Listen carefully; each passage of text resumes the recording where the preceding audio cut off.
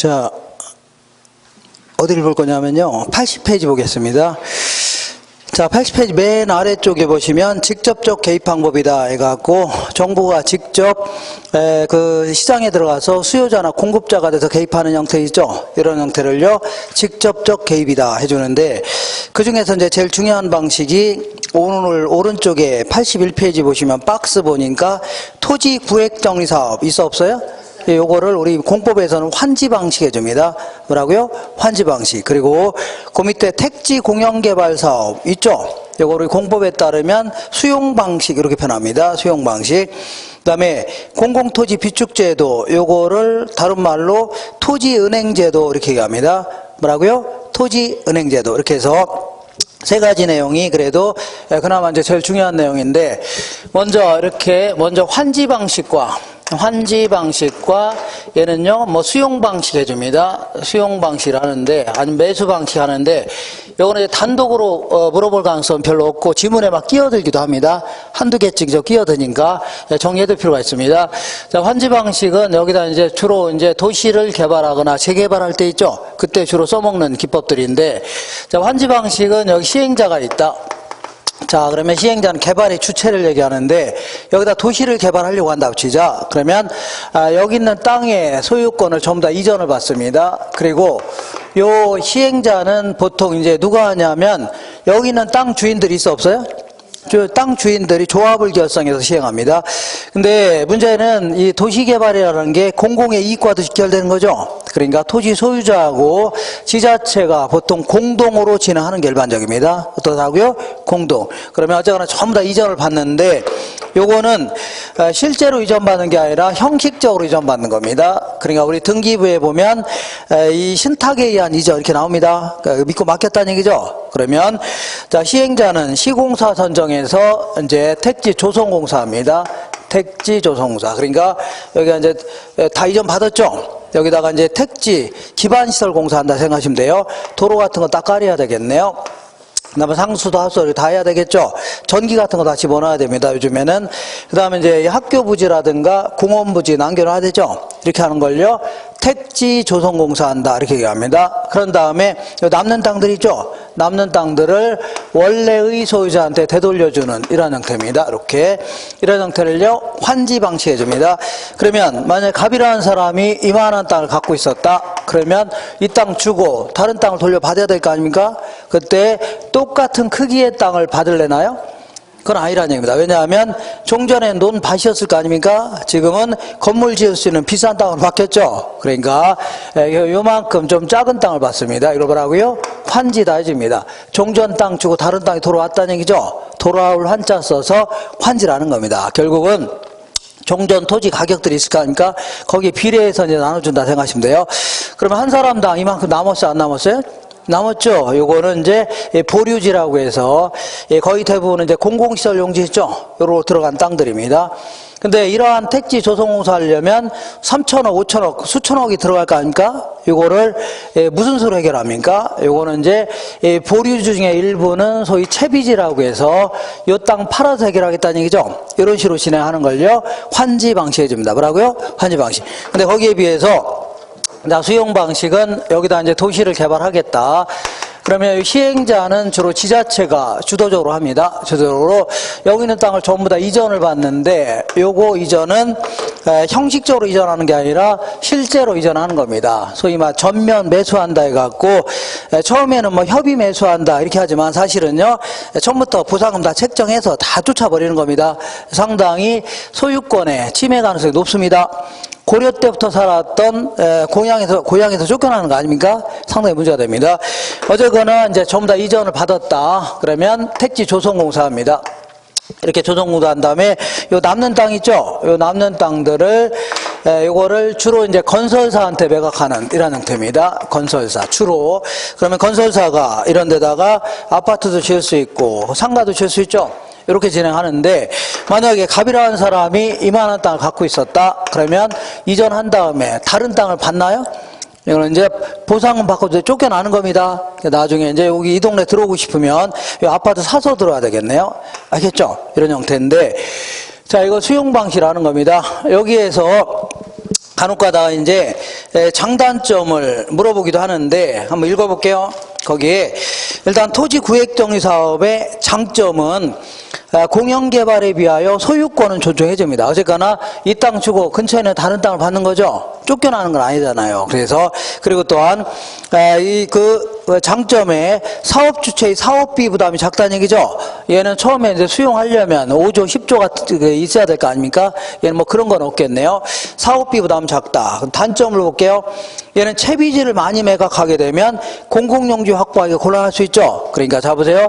채비지가 어디 가서 채비지가 커지면 보리수준 작아집니다. 요것도 문제가 될 수 있고, 그다음에 얘는 절차가 복잡하여 사업이 지연될 가능성이 높습니다. 왜냐하면 아까 요 시행자는 토지 소유자하고 지자체가 공동으로 하는 거 아닙니까?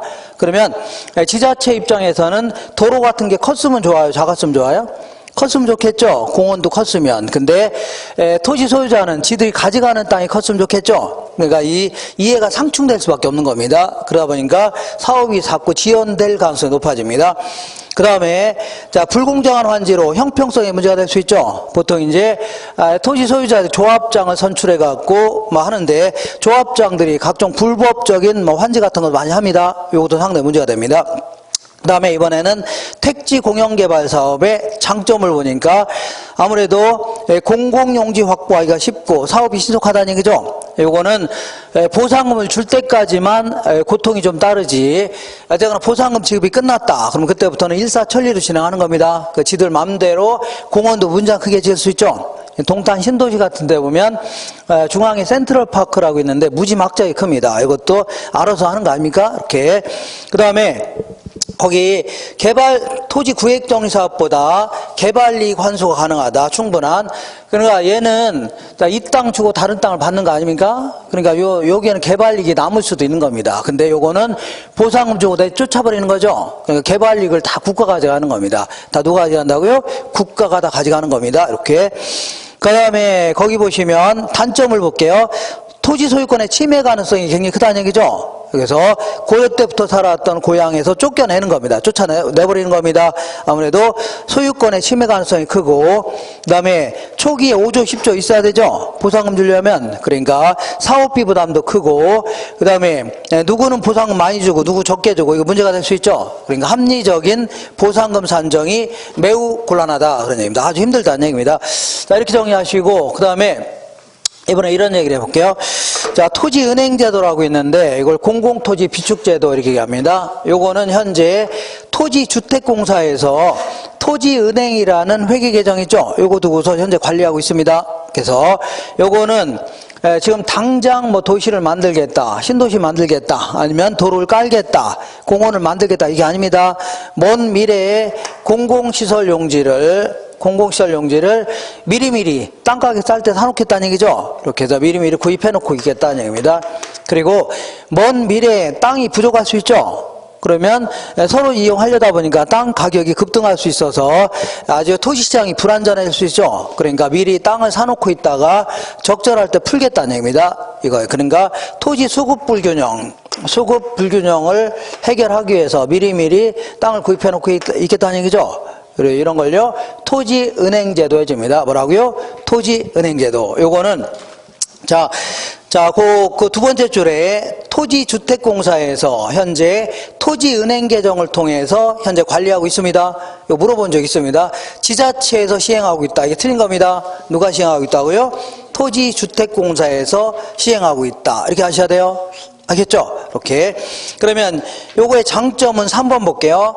3번에 수용보다는 사유재산권의 침해 정도가 약하다는 얘기죠. 그러니까 우리 수용은 팔기 싫어도 강제로 팔아야 됩니다. 근데 요거는 미리미리 사놓겠다는 거 아닙니까? 그러니까 땅 소유자는 안 팔아도 상관없는 겁니다. 그 다음에 단점을 보니까 2번에 매입 토지에 관리하는 부담이 크다. 그러니까 이 땅은 이제 정부가 이제 갖고 있으면서 방치해 놓고 있는 경우가 많이 있습니다. 그러면 이때 이제 그 극빈층이 들어와서 판자집 같은 거 짓고 살 수 있는 거죠. 여기까지는 문제가 안 되는데, 문제는 나중에 개발 수요가 발생하면 또 이분들 내보내야 되죠. 이런 부담이 굉장히 클 수밖에 없는 겁니다. 그 다음에 아무래도 여기서 땅을 구입했다. 그러면 언젠가는 개발하겠다는 거 아닙니까? 그러면 주변에 있는 땅 투기가 아주 극성일 가능성이 높아집니다. 알겠죠? 이렇게 해서 우리 그 교재 한번 볼게요. 아니, 그 문제집. 자, 문제집에 119페이지 한번 보겠습니다. 119페이지.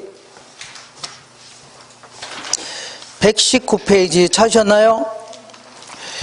자, 1번 볼게요. 1번. 토지이용 행위를 바람직한 방향으로 유도하기 위하여 행정적 수단으로 지역지구제가 있다. 틀린 것은 1번의 지역지구제는 토지이용에 수반되는 부의 외부 효과를 제거하거나 감소시켜 자원 배분을 보다 효율적으로 하기 위한 것의 목적입니다. 이 가장 큰 목적이 뭐라고요? 부의 외부 효과를 제거하려고 하는 겁니다. 2번 볼게요.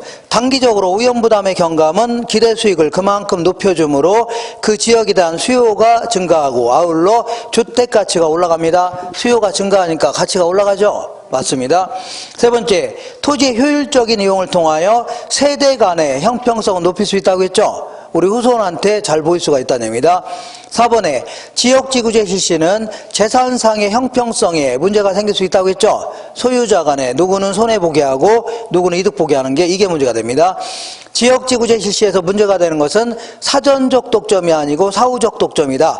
사전적과 사후적을 바꿔놓으세요. 사후적 독점이 문제가 되는 게 아니라 사전적 독점이죠. 애초에 부동산을 갖고 있었던 사람이 누구는 이득보고 누구는 손해보게 한다는 얘기죠. 이런 게 문제가 되는 겁니다.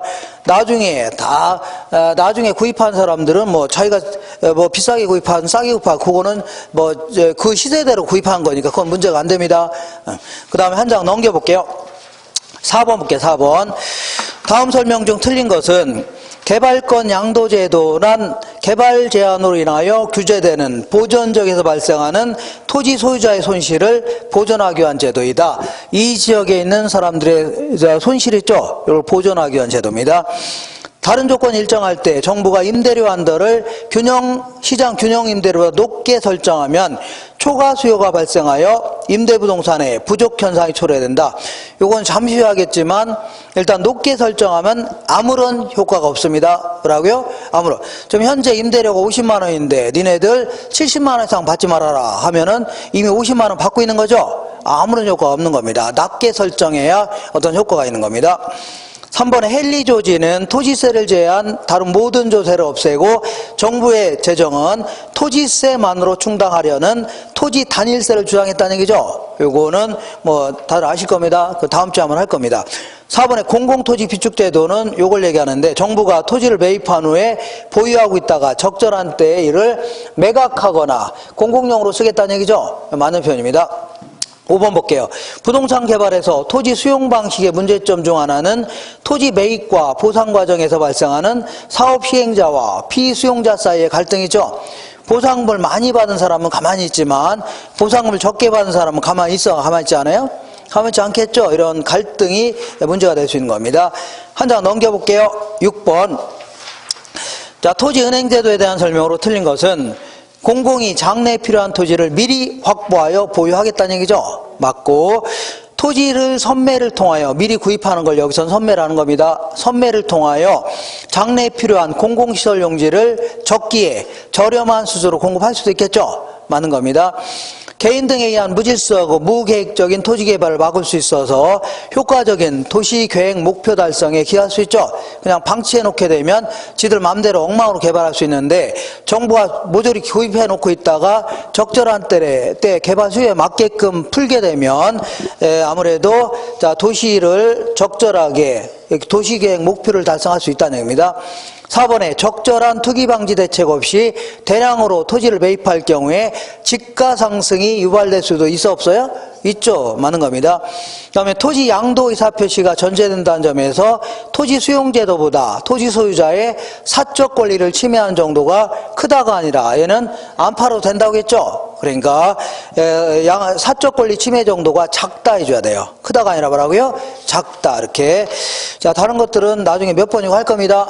다시 우리 이제 요걸로 돌아올게요. 강의 노트로 돌아오셔서 자, 지금부터는 자, 이 주택 문제를 해결하려는 정책 수단들을 쭉 알아볼 겁니다. 이걸 뭐라고요? 주택 정책이다 해줍니다. 주택 정책이라는데 자, 주택 정책은 거의 대부분은 정치적 목적으로 개입합니다.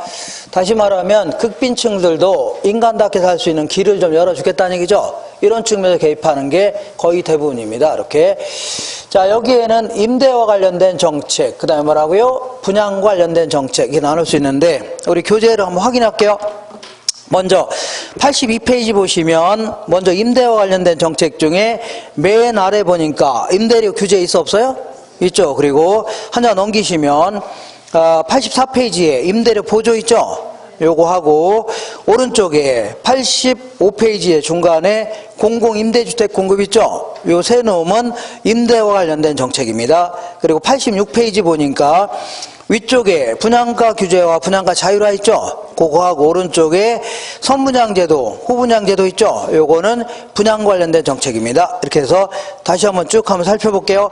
82페이지 돌아오셔서 먼저 임대료 규제에 대해서 알아볼게요. 임대료를 니네들 이거 이상은 받지 말아라 이렇게 규제하는 걸요 임대료 규제라는 겁니다. 예를 들어 볼게요. 어떤 지역이 딱 있는데 한 20평 정도가 되는 부동산이 있는데, 주택이 있는데, 임대료가 한 50만원 정도가 형성되어 있습니다. 아니, 150만원 벌어서 50만원씩 임대료 내면 쓸 돈 없죠? 그러니까 안 되겠다.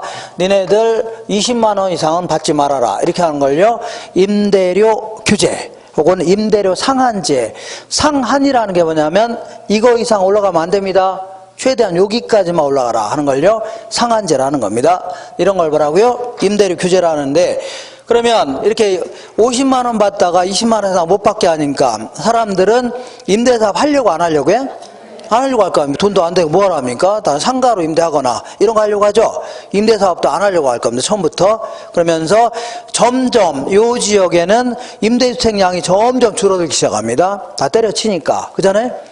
급기야는 요 동네에 3채밖에 안 남은 겁니다. 몇 채밖에 안 남았다고요? 3채. 그리고 그 임대료가 싸니까 또 소비하고자 하는 양은 많아지는 거죠. 그러니까 초과 수요가 발생하면서 지 구하지 못한 세입자가 널려 있다는 얘기죠. 그러면서 각종 불합리한 일들이 생길 수밖에 없는 겁니다. 그죠? 근데 단기적으로 볼게요. 자, 이거는 항상 자, 세입자가 극빈층의 혜택을 본다면 이거는 효과가 있는 겁니다. 효과를 못 보는 극빈층들이 혜택을 못 보면요 효과가 없는 제도입니다. 그러니까 단기적으로는 임대료를 50만 원 받다가 20만 원에서 못 받게 하니까 사람들은 임대사업 때려치려고 할 거 아닙니까? 근데 당장 때려치기는 힘들다는 얘기입니다. 왜냐하면 임대차 기간이 1년 반 남아 있다. 그러면 그 기간 동안 해야 될 거 아닙니까? 그죠? 그리고 이걸 다른 용도로 바꿔서 임대한다 하더라도 시간이 꽤 걸려요, 안 걸려요? 꽤 걸릴 수 있다는 얘기죠. 그러니까 단기적으로는 순기능이 있다 이렇게 표현합니다. 자, 좋은 기능이 있다. 그러니까 세입자가 혜택을 볼 수 있다는 얘기입니다. 그죠? 근데 장기적으로는 누구 하나 혜택을 못 보는 아주 안 좋은 제도로 바뀔 수가 있습니다. 이걸요 역기능이 있다 이렇게 표현합니다. 안 좋은 기능. 그래서 요거는 이제 그 장기적인 그래프입니다. 장기적으로 수요와 공급이 만나는 점에서 이렇게 50만 원 정도의 균형 임대료가 형성되어 있는데, 균형 임대료. 자, 니네들 20만 원 이상은 받지 말아라. 이걸요 규제 임대료를 하는 겁니다. 뭐라고요? 규제. 그러니까 이건 장기적인 그래프입니다. 그러니까 이렇게 20만 원 이상 못 받게 하니까 사람들은 임대사업 하려고 안 하려고요? 하려고 공급량이 계속 줄어듭니다. 그리고 임대료 싸니까 또 소비하고자 하는 양이 많아지는 거죠. 그죠? 그래서 이렇게 해서 집 구하지 못한 세입자가 널려 있다는 얘기죠. 이걸요 초과 수요라는 겁니다. 뭐라고요? 초과 수요. 이게 발생하면서 각종 불합리한 일들이 생길 수밖에 없습니다. 자, 요거는 장기적인 형태입니다. 이렇게 먼저 임대인의 입장에서는 어떤 행동을 할 것이고 임차인의 입장에서는 어떤 행동을 할 것이며 정부라든가 시장 입장에서는 어떤 현상이 나타나나 보겠습니다. 그러면 사람들은 20만 원 이상 못 받게 하니까 임대사업 하려고 안 하려고요? 임대사업에 대한 투자를 기피하려고 할 겁니다. 뭐 투자해야 뭐 돈도 안 되는 거. 그 다음에 기존에 임대사업 하는 사람들도 다 때려치려고 하죠. 그러니까 뭐 주택으로 임대하다가 상가로 한번 임대해보겠다 이런 사람이 생기고, 아니면요 무슨 뭐 그 원룸을 운영하다가 돈도 안 되니까 이걸 한번 모텔로 한번 바꿔볼까 이런 사람 생겨 안 생겨? 생길 수 있죠. 그러니까 기존에 있는 임대주택도 자꾸 용도를 다른 용도로 바꾸려고 할 겁니다. 그러면서 계속 공급량 줄어든다는 얘기죠. 줄어듭니다. 그 다음에 옛날에 50만 원 받을 때는 세입자가 와서 도배지 좀 교체해 주세요 하면 얼른 교체해 줬다는 얘기죠. 근데 요즘에는 도배지 교체해 주세요 하면 뭐 붙이고 살라고요? 어떻게 하셨어요? 신문 동아일보 붙이고 사라는 얘기죠. 왜냐하면 너 아니라도 들어올 사람이 널려 있다는 얘기죠. 널려 있다는 얘기죠. 집 구할 수 없어서 그냥 어쩔 수 없이 달동네는 사는 사람 수두룩하다는 얘기죠. 살기 싫으면 나가라는 얘기죠. 그러니까 임대주택에 대한 질적 수준이 매우 저하될 가능성이 높아집니다. 이렇게. 그 다음에 임차인의 입장에서는 이렇게 집 구하지 못한 세입자가 널려있기 때문에 집 구하는 게 쉬워요, 어려워요? 어렵다는 얘기입니다. 특히 이제 신혼부부 같은 경우는 저 집을 좀 구입해야 되는데 이런 사람이 특히 집 구하는 게 힘들다는 얘기죠. 그죠? 그리고 내가 요번에 저기 춘천으로 전근 가려고 하는데 춘천에 가서 집을 구하려다 정부에서 일률적으로 전국적으로 시행한다면 춘천도 마찬가지로 집 구하는 게 쉬워요, 어려워요?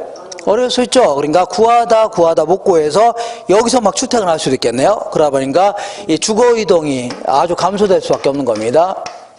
지금 기존의 세입자는 눌러 살려고 하고 그잖아요. 그러다 보니까 여기서 출퇴근할 수밖에 없죠. 이거 상당히 문제가 됩니다.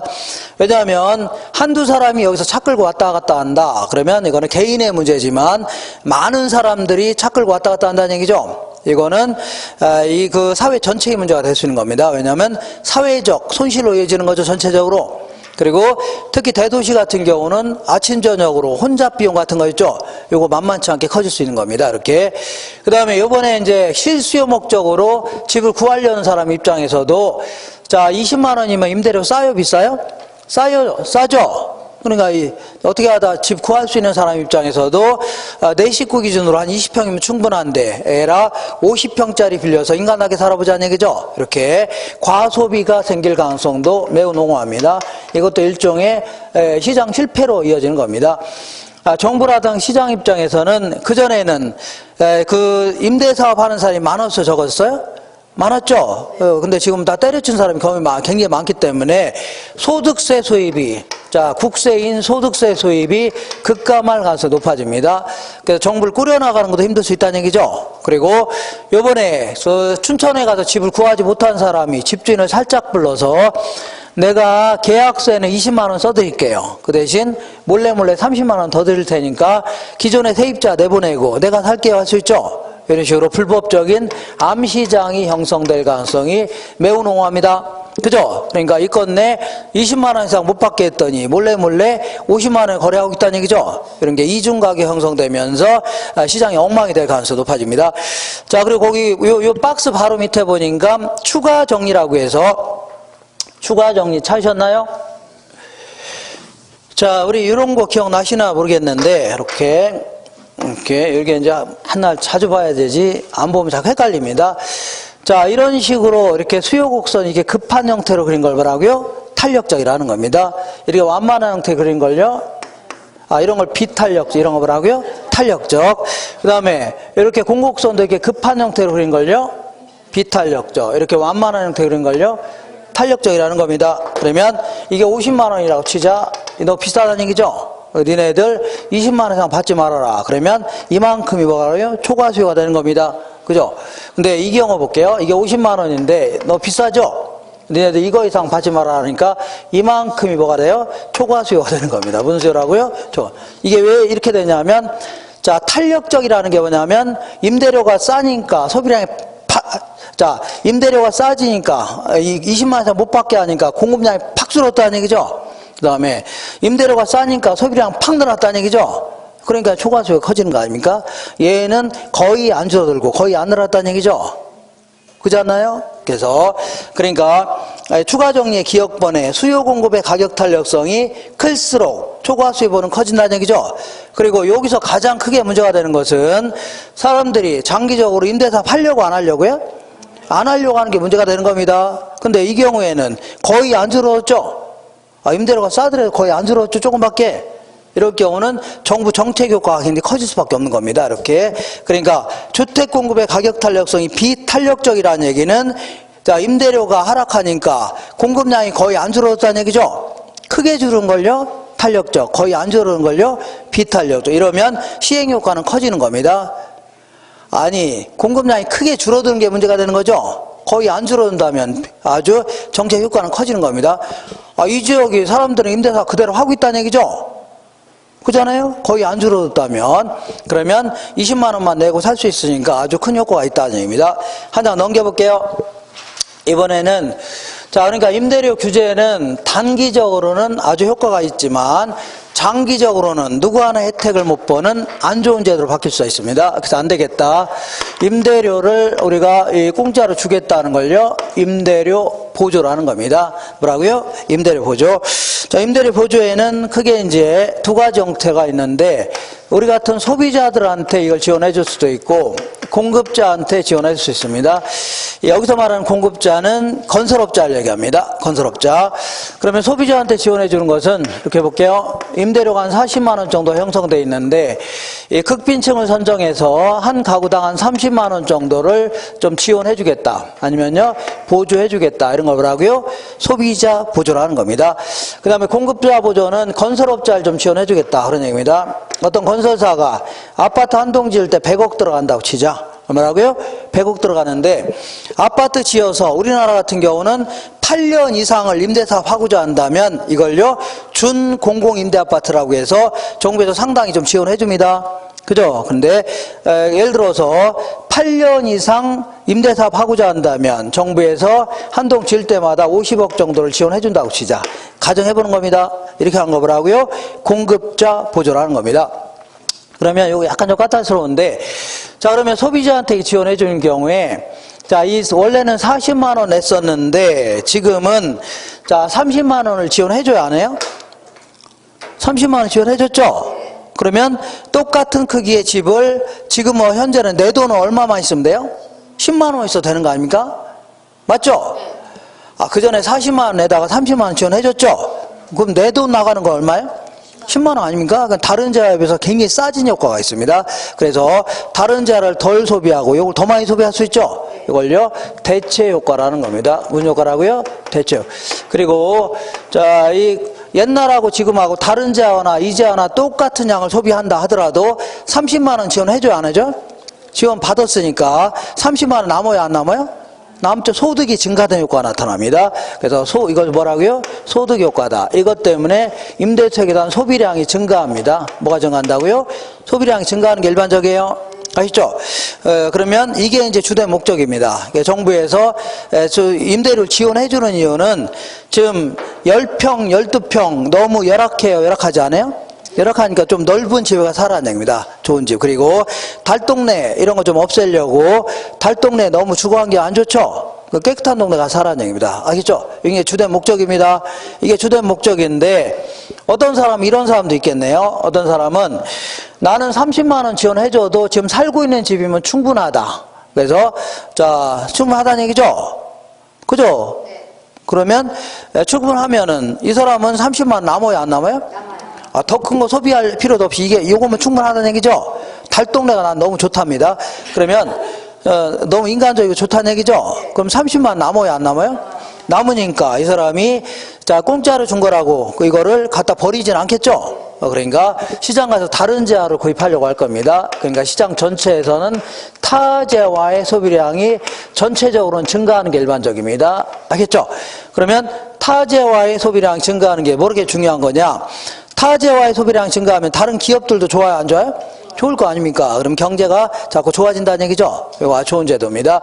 그 다음에 공급자한테 지원해 주는 경우는 그전에는 아파트 한 동 지을 때 100억 들어갔는데 지금은 50억을 지원해 주죠. 그러면 똑같은 크기의 아파트를 짓는다 하더라도 50억만 있어도 지을 수 있어 없어요? 있죠. 그럼 50억 남아요, 안 남아요? 남으니까 옆에 한 동 또 지을 수 있겠네요. 그러다 보니까 단위당 생산비가 이제 감소됩니다. 감소되면서 공급이 증가할 수 있는 겁니다. 시장에 공급이 증가하죠? 그러면 시장에 임대 아파트가 많아지니까 임대료는 올라갈까요? 떨어질까요? 하락합니다. 자연스럽게 하락하는 겁니다.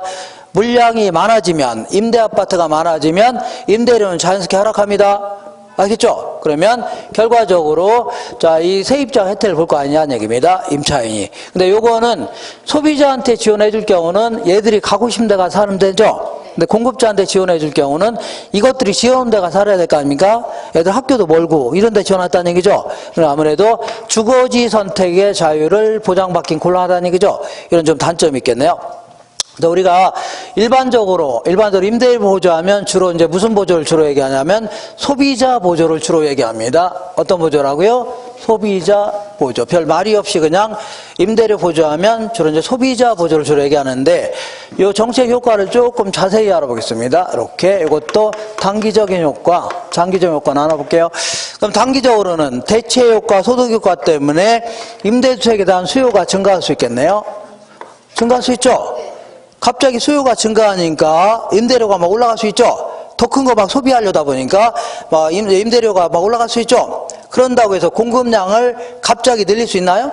갑자기 늘릴 수는 없는 거죠. 딱 정해져 있는데 임대 아파트 같은 게. 그러니까 수요가 증가하는 바람에 임대료가 갑자기 올라갈 수 있겠네요.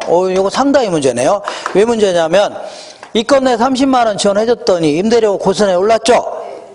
이 세입자는 혜택을 못 보고 임대인만 자 엄청난 초과이는 얻을 수 있네요. 가만히 앉아 있다가 임대료만 올라가니까 얘도 신나는 거죠. 여기 단기적인 효과입니다. 근데 장기적으로는 임대료가 좋아지니까 어떤 사람이 정년퇴직자가 이럴 겁니다. 야, 나도 이번에 퇴직하게 되면 퇴직금 싹싹 끌어 모으고 대출 좀 끼고 해서 아파트 한 5채 구입해서 임대사업이나 할까? 아니면 원룸이나 한번 지어볼까 하는 사람이 생겨 안 생겨?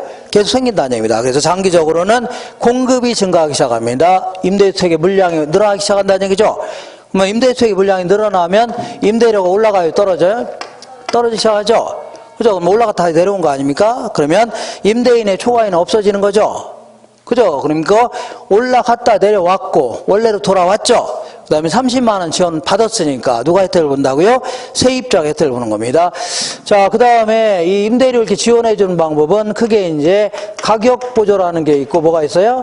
현금 보조라는 게 있습니다. 가격 보조는 다른 말로 집세 보조 이렇게 얘기합니다. 현금 보조는요, 소득 보조 이렇게 얘기하는데, 이 가격 보조는 우리가 30만 원 지원해 줄 테니까 너는 무조건 임대료로만 써라.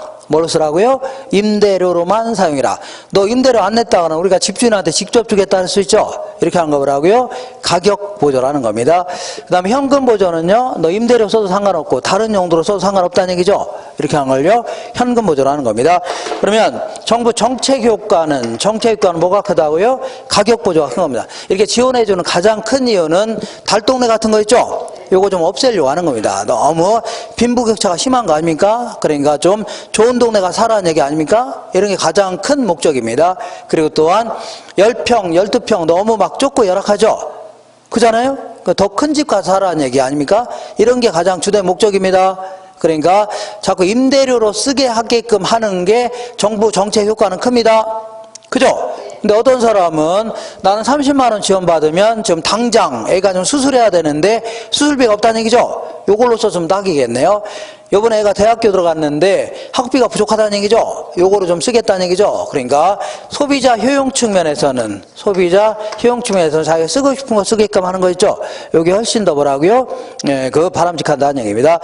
자, 효용 측면에서. 근데 우리나라에서는 그동안은 국민기초생활보장법이라 해서 최저 생계비에 못 미치는 가정이 있죠? 요걸 선정해서 최저 생계비 정도에 해당되는 만큼을 돈을 준 겁니다. 동사무소에서. 그럼 이 돈 가지고 임대료로 쓰기도 하고 때로는요 의료비로 쓰기도 하고 학비로 쓰기도 했다는 얘기죠. 일종의 뭐라고요? 현금 보조였는데 이 가격 보조의 대표적인 게 주택 바우처 제도입니다. 문제더라고요. 바우처 제도라고 하는데 이 바우처 제도가 이제 일종의 뭐라고요? 가격 보조입니다. 일종의 쿠폰을 나눠주는 겁니다. 뭘 나눠준다고요? 쿠폰. 그러면 이 극빈층들을 대상으로 해서 쿠폰을 나눠주게 되면 집주인이 한 달에 한 번씩 돈 달라고 할 수 있어 없어요? 그러면 그때 이제 쿠폰을 드리면 되는 거죠. 그러면 쿠폰 가지고 집주인은 동사무소라든가 아니면 시청 가서 돈을 바꾸면 되는 거죠. 결국은 임대료로밖에는 못 쓰게 돼 있는데 요게 이제 그 옛날에 자, 이거 서울시에서 8년 전인가 그때부터 시범운영 하고 있었습니다. 그러다가 이제 2014년도서부터 이 박근혜 정부 들어서서 이제 요거를 그 전면 시행하고는 있습니다. 근데 금액이 굉장히 작아요. 그러니까 한 97만 명 정도를 선정해서 한 11만 원 정도에 되는 것이죠. 이러한 바우처를 실시하고 있습니다. 11만 원 주거 급여라고 해서 이런 형태로 실시하고 있습니다. 이렇게 하시면 돼요. 이렇게. 자, 이렇게 해서 요 정도 정리하시고, 그 다음에 이번에는 공공임대아파트 정책 알아볼게요. 이렇게 해보겠습니다. 공공임대주택 정책이다. 이렇게. 공공임대주택 정책이다. 이렇게 하실게요. 자, 요거는 뭐냐면, 여기가 뭐가 있냐면 사적시장입니다. 우리 주변에 있는, 자, 이 건영아파트, 대림아파트 이런 거 있잖아요. 지능아파트 아니면 대우아파트 이러한 주변에 있는 아파트들이 전월세가 너무 비싸다는 얘기입니다. 이렇게 그래서 안 되겠다. 소위 말하는 이제 공적시장이라고 해서 공적시장 토지주택공사라든가 지방공사 얘들 시켜서 아파트 지어서 아주 저렴한 임대를 공급하겠다는 얘기죠. 이렇게 하는 걸 뭐라고요? 공공임대주택 정책이라는 겁니다. 뭐라고요? 공공임대주택 정책. 그러면 자, 요즘에 짓는 공공임대아파트는 여기나 품질은 별 차이가 없다고 가정해야 됩니다. 뭐가 차이 없다고요? 품질은 차이 없다. 특히 이제 이명박 정부 들어서 보금자리 주택 이런 형태로 많이 짓기 시작하는데, 요거는 서울이라면 서울의 강남에 우면동 같은 거 있죠. 요런데 이제 그린벨트 묶여 있는 걸 폐지한 다음에 그린벨트를 해제한 다음에 여기다가 이제 아파트 짓고 막 이럽니다. 이렇게 하기도 하기 때문에 이런 경우에는 접근성도 매우 좋다는 얘기죠. 그리고 삼성 아파트에 비해서 품질은 약간 좀 떨어지는데 그래도 그 품질은 똑같다고 가정하는 겁니다. 이거 저 임대도 하고 합니다. 이렇게. 그래서 그러니까 여기나 품질은 거의 똑같다 가정해보자. 근데 여기는 임대료가 비싸고 싸니까 여기서 나타나는 효과를 볼게요. 나타나는 효과를 보면 이것도 단기적인 효과, 얘는 뭐라고요? 장기적인 효과 나눠볼게요. 그러면 이쪽은 임대료가 비싸고 싸니까 여기 사는 사람이 이쪽으로 이사 가려고 안 가려고요? 가려고 하니까 여기는 수요가 증가하고 여기는 수요가 감소하겠죠? 그죠? 그러면 수요가 증가하면 임대료가 올라가죠? 반대로 수요가 감소하면요, 임대료는 하락합니다. 임대료는 점점 하락합니다. 이렇게. 임대료는 하락하는데, 이거. 자, 수요가 감소하는 바람에 임대료는 점점 하락하겠죠? 그러면 점점 하락할 거 아닙니까? 근데 어디까지 이사 가려고 하냐면, 얘보다 높은 안은 계속 이사 가려고 하죠? 그러니까, 요 정도 될 때까지는 계속 이사 가려고 하겠네요. 그러다 보니까, 단기적으로는 매우 좋은 제도입니다. 왜냐하면 이 공적시장으로 이사한 사람이야 당연히 혜택을 보지만 사적시장에 남아있는 사람들도 임대료가 하락했죠? 혜택을 봐요 못 봐요? 볼 수 있다는 겁니다. 둘 다 혜택을 볼 수 있는 아주 좋은 제도네요. 좋은 제도 있죠? 근데 문제는 장기적으로 내가 아파트 한 5채 가지고 임대차 받고 있는데 이렇게 공적시장 임대료수는 푹 떨어졌다는 얘기죠? 그죠? 그러니까 자, 임대사업 하고 싶어 안 하고 싶어요? 안 하고 싶어가 아닌가? 다 때려치려고 하겠네요. 다 때려치려고 하죠. 이거 해봐야 돈도 안 되는 거 다른 사업 하려고 하죠. 다 팔아치우고 다른 사업이나 하겠다 이런 사람이 계속 생겨요 안 생겨요? 생길 수 있습니다. 그러다 보니까 장기적으로는 공급이 감소되기 시작합니다. 이 시장에서 임대사업자가 다 뜨려고 한다는 얘기죠. 그러면서 임대주택의 공급이 점점 감소하니까 이 시장은 임대주택이 점점 줄어들면 임대료가 다시 올라갈까요? 떨어질까요? 올라가는 겁니다. 이건 단기적인 효과. 올라가죠? 그러면 어디까지 때려치려고 하냐면 얘가 이 적정한 임대료 못 미치는 한은 계속 때려치려고 하죠? 그러니까 요 정도 될 때까지는 계속 때려치려고 하는 겁니다. 이게 뭐라고요? 장기적인 효과입니다. 그래서 자, 그러니까 공급이 점점 감소하면서 임대료는 다시 올라갈 수 있다는 얘기죠. 그래서 결국은 장기적으로는 공적 시장으로 이사한 사람이야 혜택을 보지만 사적 시장에 남아있는 사람은 혜택을 봐요 못 봐요? 다시 원래로 올라갔죠? 혜택을 못 보는 이 형태입니다. 그러니까 우리가 일반적으로 자, 이 공공 임대 아파트보다는 사적 시장 임대료가 일반적으로 높습니다. 다시 올라가서 그런 겁니다. 이렇게. 자, 그리고 결국은 이쪽으로 이사 간 사람만 정부에서 지원받은 형태가 되는 겁니다. 알겠죠? 그리고 또한 결국은 이쪽으로 이사 간 사람이 북한에서 이사 갔나요? 남한에서 이사 갔겠죠? 그래야 사회 전체의 임대주택량은 어떻다고요? 불변이다. 이렇게 얘기하세요. 얘는 불변이고, 얘는요, 임대료 보전 계속 증가합니다. 그리고 쟤는 뭐라고요? 점점 감소합니다. 임대주택 공급량이. 이렇게. 자, 우리 교재를 통해서 문제를 확인할게요. 어디가 있냐면, 잠깐만요. 자,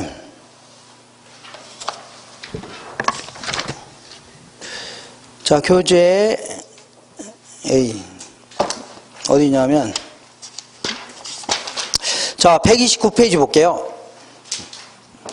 129페이지 찾았죠? 1번 볼게요. 1번 응용 예상 문제 1번.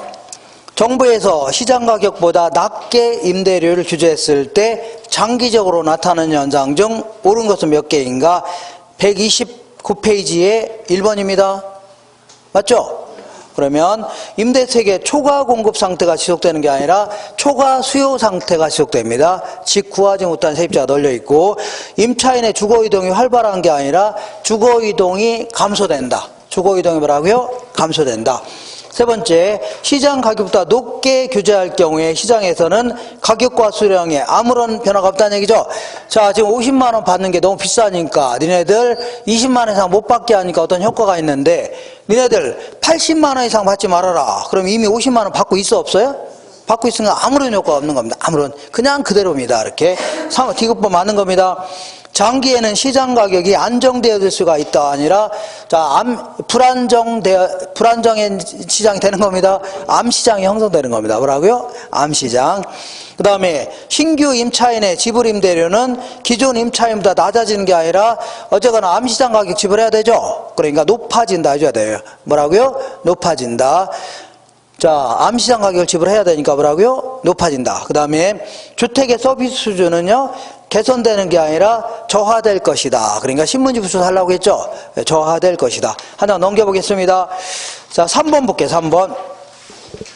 임대료 규제가 임대주택 시장에 미치는 효과에 대한 설명으로 틀린 것은, 균형 임대료보다 임대료 상한이 높을 경우에 균형 임대료와 공급량에는 아무런 영향을 미치지 않는다고 했죠? 맞고, 균형 임대료보다 임대료 상한이 낮을 경우에, 이제 일반적인 얘기입니다. 장기적으로 임대주택의 질이 낮아질 수 있다고 했죠? 신문지 붙이고 살라고 했잖아요. 균형 임대료보다 임대료 상한이 낮을 경우에 임대주택에 대한 공급이 단기적으로는 탄력적이 아니라 비탄력적, 장기적으로는 뭐라고요? 탄력적으로 반응합니다. 자, 이 임대료가 올라갈 때 공급량이 크게 늘어나는 걸요? 탄력적. 거의 안 늘어나는 걸요? 비탄력적. 그럼 거꾸로 해볼게요. 임대료를 많이 못 받게 하니까 공급량이 거의 안 줄어드는 걸요? 비탄력적. 크게 줄어드는 걸요? 탄력적이라는 겁니다. 근데 제가 아까 단기적으로 갑자기 임대사업 때려칠 수는 없다고 했죠? 거의 안 줄어든다입니다. 그러니까 단기적으로는요, 비탄력적. 장기적으로는요, 크게 줄어들 수 있죠? 탄력적이 바뀝니다. 이렇게 해줘야 돼요. 그 다음에 4번 볼게요. 균형 임대료보다 임대료 상한이 낮을 경우에 임대료 규제가 지속되면 장기적으로 음성적 거래가 발생할 수 있다. 암시장 가격이 형성될 수 있다고 했죠. 그 다음에 5번에 균형 임대료보다 임대료 상한이 낮을 경우에 임대료가 규제 이전의 균형 수준보다 낮아져서 단기에 비하여 장기에 초과 수요가 더 발생할 수 있죠. 단기는 거의 안 줄어드니까 초과 수요가 거의 안 큰데 장기적으로는 크게 줄어들죠. 그러니까 초과 수요는 커질 수밖에 없는 겁니다. 자, 4번 볼게요. 임대료 보조 정책에 대한 설명으로 틀린 것은 저소득층에게 정부가 임대료 일부를 보조해 주는 걸 말한다. 맞습니다. 그러면 저소득층들의 실질 소득이 증가해요? 감소해요? 소득이 증가되는 효과가 있다고 했죠? 소득이 증가. 세 번째, 다른 조건이 같을 경우에 단기적으로는 임대택의 수요가 증가합니다. 대체 효과, 소득 효과 때문에 수요가 증가하죠? 수요가 증가합니다. 다른 조건이 같을 경우에 장기적으로는 임대주택의 공급이 감소되는 게 아니라 사람들이 임대사 하려고 안 하려고 해? 하려고 하죠. 공급이 증가합니다. 임대료가 좋아지니까 막 서로 하려고 하죠. 공급이 증가시킨다 하죠. 공급을 뭐라고요? 증가시킨다. 5번에 저소득층의 주택 문제 해결을 위한 정부의 시장 개입 정책 중에 하나라는 얘기죠. 맞습니다. 한 장 넘겨볼게요. 넘겨보시면 자, 어디를 볼 거냐면, 잠깐만요. 자, 뭐 다른 거는 좀 이런 거 잘 보시면 할만합니다. 하나만 더 해볼게요. 134페이지 볼게요. 134페이지 10번. 다음은 공공임대주택에 관한 설명이다. 옳지 않은 것은 공공임대주택이 공급되는 지역으로 타 지역으로부터 저소득층 가구가 이동함으로써 사적시장의 임대주택에 대한 수요는 감소한다. 단기적으로 수요는 감소하죠. 2번 볼게요. 단기적으로 사적시장의 임대료는 하락하죠. 자, 이쪽으로 다 이사가는 바람에 사적시장은 수요가 감소하면서 임대료가 하락한다고 했죠. 그 얘기하는 겁니다. 3번 볼게요. 공공임대주택에 이주해오는 사람이라든가 사적시장에 머무는 사람이나 모두 둘 다 혜택을 봐야 안 봐요? 볼 수 있다입니다. 둘 다 뭐라고요? 혜택을 본다. 그 다음에 4번 볼게요. 장기적으로 사적시장의 임대주택 공급은 증가하는 게 아니라 사람들은 임대사업 하려고 안 하려고요? 때려치려고 하니까 공급이 감소됩니다. 공급이 증가가 아니라 감소됩니다. 자, 장기적으로 볼 때 사회 전체의 임대주택의 공급량은 불변이라는 얘기죠. 불변이다. 이렇게 해주면 돼요. 자, 이렇게 해서 이 정도 이렇게 해서 정리하시면 됩니다. 자, 요거 잠깐 지울게요. 지우고. 자, 지금까지는 임대와 관련된 정책 알아봤고, 지금부터 이제 분양과 관련된 정책 알아볼게요. 자, 우리 강의 노트에 어디에 잠깐 다시 돌아와서 자, 86페이지 한번 보겠습니다. 86. 자, 이번에는 분양가 규제 알아보겠습니다. 자, 분양가 규제도 저 임대료 규제처럼 거의 비슷한 맥락입니다.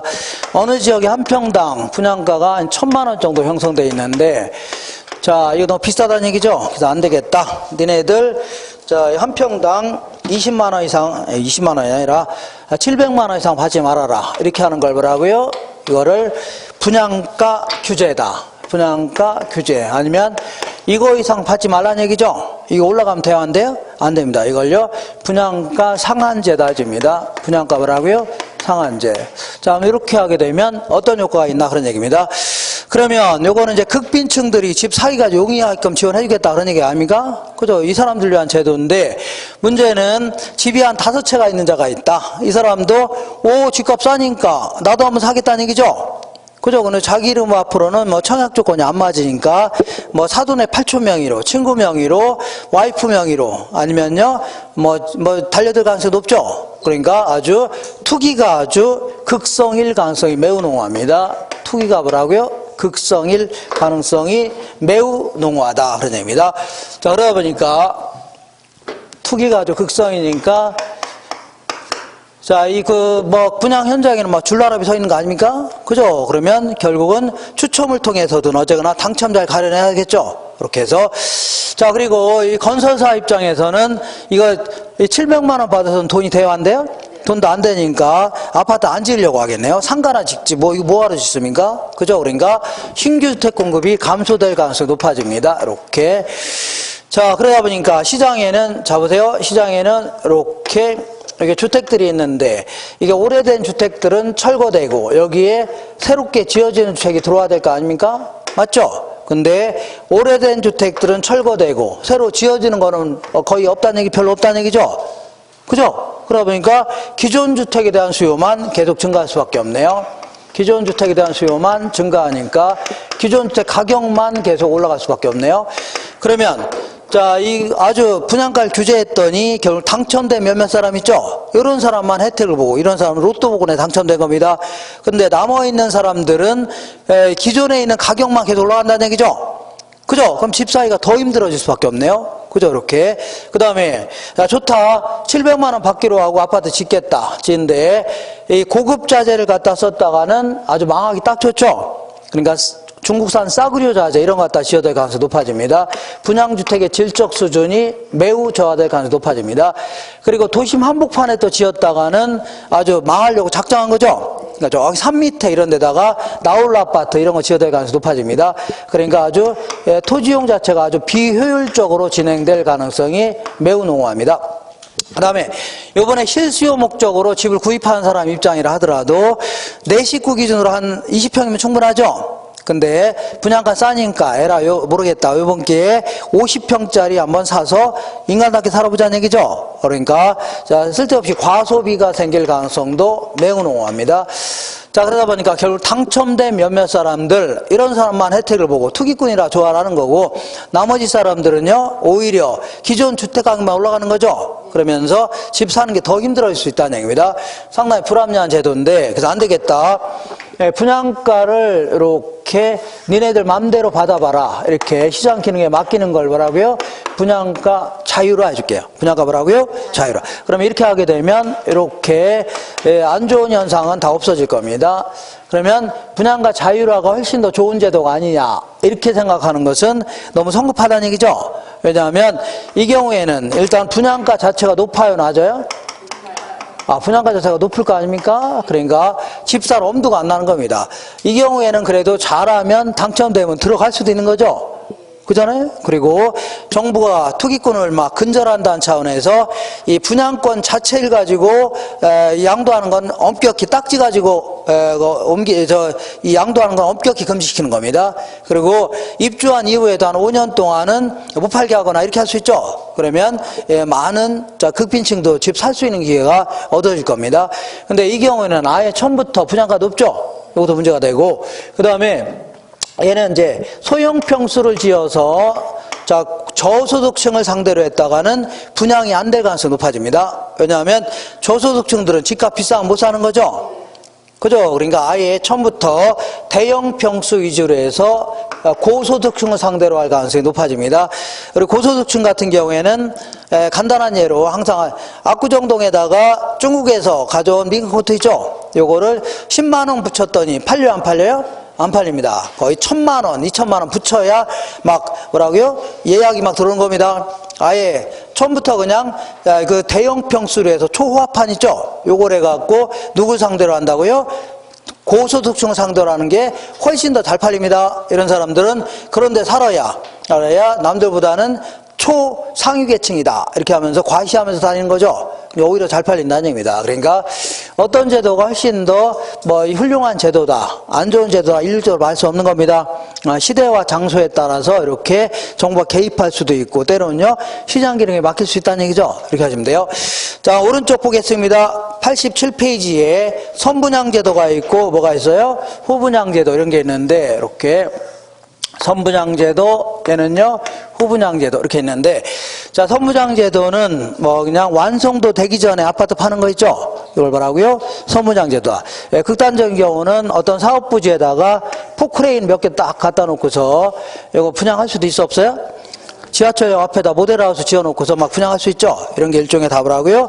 선분양제도입니다. 그리고 요거는요, 아파트가 완성된 다음에 파는 걸 얘기합니다. 뭐라고요? 완성된 다음에. 이걸요, 후분양이라는 겁니다. 그러면 선분양하게 되면 계약금, 중도금 이런 거 들어와 안 들어와요? 2차 중도금 막 들어오죠? 그럼 그거 가지고 아파트 짓는 겁니다. 경우는 입주자의 돈을 가지고 그 아파트 짓는 겁니다. 그러면 우리가 계약 중도금 같은 거 대출 받아요, 안 받아요? 대출 받으면 우리가 이자 내야 돼요, 안 내야 돼요? 이자 내야 될 거 아닙니까? 그죠? 그러니까 이 건설 자금에 대한 이자를 결국은 소비자가 내는 꼴입니다. 누가 낸다고요? 소비자가 내는 겁니다. 근데 여기는 완성된 다음에 팔아는 거죠? 완성하려면 은행에서 돈 빌려야 될 거 아닙니까? 지들이. 그죠? 그러니까 결국은 건설 자금 지네들이 부담하는 겁니다. 지들이 조달하는 겁니다. 그리고 지들이 조달했으니까, 지네들이 은행에서 돈 빌렸으니까 지네들이 이자 내야 돼, 안 내야 돼요? 내야 될 거 아닙니까? 그러니까 건설 자금에 대한 이자를 누가 납부하는 거예요? 건설사가 납부하는 겁니다. 누가 납부한다고요? 건설. 그래서 요거는 주로 이제 이 공급자들이 아파트 많이 지으려고 1980년도부터 있죠. 독려하기 위해서 나온 제도입니다. 공급자를 막 지원해 주기 위한 제도예요. 계약금, 중도금 받아가면서 아파트 막 지어대라는 얘기죠. 근데 요거는요, 완성된 다음에 파는 거니까 소비자들이 이 집 저 집 다니면서 마음에 드는 거 고르려고 할 겁니다. 소비자 위주의 정책입니다. 근데 요거는 완성도 되기 전에 파는 거니까 나중에 짓다가 부도 날 수도 있어, 없어요? 있죠. 그러니까 위험이 상당히 크다는 얘기입니다. 소비자 입장에서는 실질적으로 이 부도 나고 그러면 그런 피해가 고스란히 소비자한테 가는 겁니다. 그죠? 그러니까 위험이 크니까 뭐하러 선분양 받습니까? 후분양 받으려고 하죠. 그죠? 그러니까 이때는 얘들은 분양가를 낮춰야 됩니다. 분양가를 낮춰야 선분양 받으려고 하죠. 분양가는 낮을 수밖에 없는 겁니다. 근데 요거의 가장 큰 문제점은 그 전에 얘기했지만 분명히 모델하우스는 그 이틀 이상 고급 양변기였죠. 근데 잔금 다 치르고 이사까지 끝난 다음에 화장실 들어가서 앉았더니 주저앉았다는 얘기죠. 왜 주저앉았나 했더니 뒤에 보니까 메이드 인 뭐라고 써 있어요? 메이드 인 방글라데시 이렇게 써 있는 거 아닙니까? 그러니까 이 분양주택의 질적 수준이 매우 저하될 가능성이 높아집니다. 얘는 입주자는 이미 확보했겠다. 그 다음부터는 딴 생각할 수 있다는 얘기죠. 요것도 문제가 됩니다. 근데 이거는 거꾸로 해주면 돼요. 이건 완성된 다음에 파니까 오염은 상당히 뭐라고요? 작습니다. 그러면 분양가는 높을 수밖에 없네요. 상대적으로.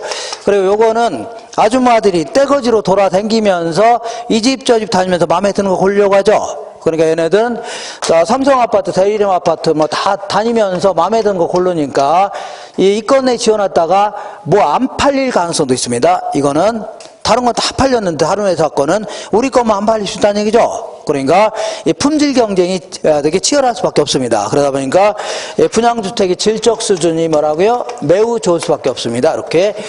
자, 문제 한 문제만 잠깐 풀어볼게요. 한 문제만 풀어볼게요. 어디를 볼 거냐면 자, 135페이지 보겠습니다. 135페이지에 11번.